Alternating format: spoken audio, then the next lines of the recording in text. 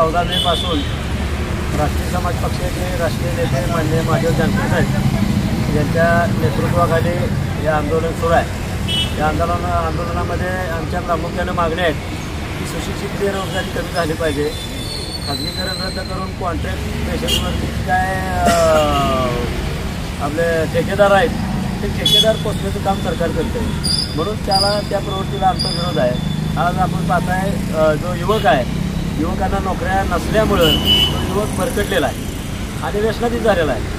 मात्र सरकार याकडे कुठल्याही प्रकारचं गांभीर्याने पाहत नाही, ठेकेदार पद्धत रद्द करत नाही आणि मुलांना नोकऱ्या मिळाल्या पाहिजे हा आमचा प्रामुख्याने मुद्दा आहे। सेतू केंद्र जिल्ह्यामध्ये आहेत ते अनेक वर्षे एकाच ठेकेदाराकडे आहेत, ते व्यवस्थित चालवत नाहीत, लोकांना सेवा मिळत नाही, म्हणून सेतू केंद्रामध्ये जे काय ठेकेदार आहेत ते लोकांची लूट करतायत, ती लूट थांबली पाहिजे आणि ते सेतू केंद्र लोकांच्यासाठी तात्काळ दाखले मिळाले पाहिजेत। आज शाळा कॉलेज मुलींच्या बाबत जी दाखले आहेत त्यांना 15-15 दिवस महिना लावला जातो, मात्र ते दाखले ऑनलाईन आहेत किंवा ऑनलाईन दाखले लगेच द्यायला तात्काळ काय अडचण आहे। आज ॲफिडेविट केलं, ऑनलाईन दाखला सकाळी ॲफिडेविट केला की संध्याकाळी मिळाला पाहिजे।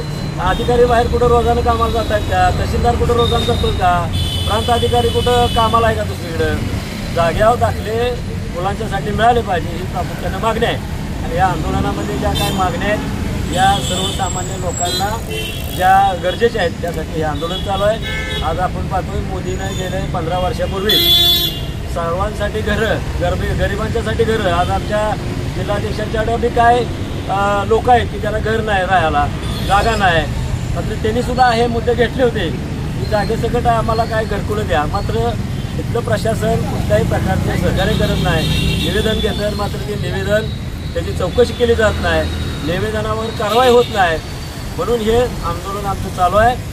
इथल्या जिल्हाधिकाऱ्यांनी, प्रांत अधिकाऱ्यांनी आणि तहसीलदारांनी हे आंदोलन गांभीर्याने घेतलं पाहिजे। हे आंदोलन आम्ही वेगवेगळ्या टप्प्यामध्ये चालू केलेलं आहे आणि या सरकारचा निषेध करण्यासाठी हे आंदोलन आहे। मात्र या आंदोलनामध्ये विविध संघटना पक्षाचे नेते येऊन पाठिंबा देत आहेत, मात्र माझे जवळचे सहकारी मित्र संजय तात्या गाडे हे रिपब्लिकन पार्टी ऑफ इंडियाचे जिल्हाध्यक्ष आहेत आणि ते गवई गटाचे जिल्हाध्यक्ष आहेत, मात्र ते आल्यामुळं आमच्या आंदोलनाची ताकद निश्चितपणाने वाढेल, आमच्या आंदोलनाला निश्चितपणाने गती मिळेल आणि प्रश्न सोडवण्यासाठी मदत होईल। आज या ठिकाणी ते येऊन आम्हाला Republican party of India Gavai गटाच्या वतीनं त्यांचे कार्यकर्ते आणि ते पाठिंबा देत आहेत, त्यांचं मी या ठिकाणी अभिनंदन करतो आणि तात्याने आमच्याबरोबर राहावं, आम्ही त्यांच्याबरोबर कायम आहेच हे काय सांगायची गरज नाही। आणि हे आंदोलन जोपर्यंत हे प्रश्न सुटणार नाहीत, मिटणार नाहीत तोपर्यंत हे आंदोलन सुरू राहणार। जिल्हा प्रशासनानं दलित महासंघ आणि राष्ट्रीय समाज पक्षाच्या वतीने चाललेलं हे आंदोलन आहे, या आंदोलनाची गांभीर्यानं दखल घ्यावी। मुड्या गाढवाची भूमिका जिल्हा प्रशासनाने घेऊ नये। जिल्हा प्रशासनाला माहिती आहे मुसळधार पाऊस सुरू होणार आहे, सोसायटीचा वारा येणार आहे, महापूर येणार आहे आणि अशा भयावह परिस्थितीमध्ये, प्रतिकूल परिस्थितीमध्ये आंदोलन किती दिवस हे करणार आहे?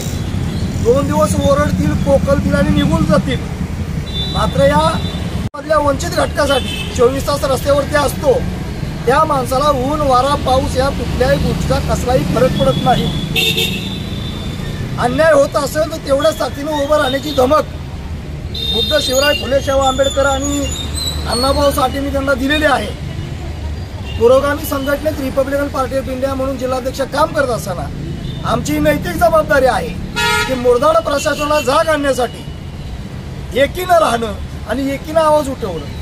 जरी हे आंदोलन दलित महासंघाच्या वतीने होत असेल, जरी हे आंदोलन समाजवादी पक्षाच्या वतीने होत असेल, तरी सुद्धा हे आंदोलन पुरोगामी संघटनेचं आहे आणि म्हणून माननीय डॉक्टर राजेंद्र गवई साहेबांच्या राष्ट्रीय नेतृत्वाखाली जिल्ह्याचा जिल्हाध्यक्ष म्हणून मी, युवक जिल्हाध्यक्ष विशालभाऊ कांबळे, आमचे सातारा तालुकाध्यक्ष पैलवान अभिजित गायकवाड आणि आमचे सातारा शहराध्यक्ष पैलवान अजय पुलावळे, आम्ही सगळ्या आघाडीच्या वतीनं या आंदोलनाला सशर्त पाठिंबा देत आहोत आणि जिल्हा प्रशासनाला नम्र निवेदन करतो, आमच्या सहनशीलतेची परिसीमा बघू नका। आमची सहनशीलता संपल्यानंतर काहीही घडू शकतं, एवढी फक्त वेळ आणू नका। मागण्या हा कुणाचा संसार प्रपंच चालवण्यासाठी नाही, मागण्या वाळू ठेका भेटावा म्हणून नाही, मागण्या मटक्याचा जुगाराचा क्लब चालू करावा म्हणून नाही, मागणी चक्री व्यवसाय चालू करावा म्हणून नाही, तर या मागण्या सर्वसामान्य लोकांच्या जीवनमरणाशी निगडीत आहेत, याचा गांभीर्याने विचार करावा आणि मार्गी लावाव्यात. अन्यथा आम्हाला भारतीय दलित महासंघाच्या सोबत समाजवादी पक्षासोबत RPIला तेवढ्याच ताकदीने उतरावं लागेल आणि उपद्रव मूल्य वाढवावं लागेल, याची गंभीर नोंद जिल्हा प्रशासनाने घ्यावी. जय भीम, जय भारत, जय शिवराय, जय संविधान.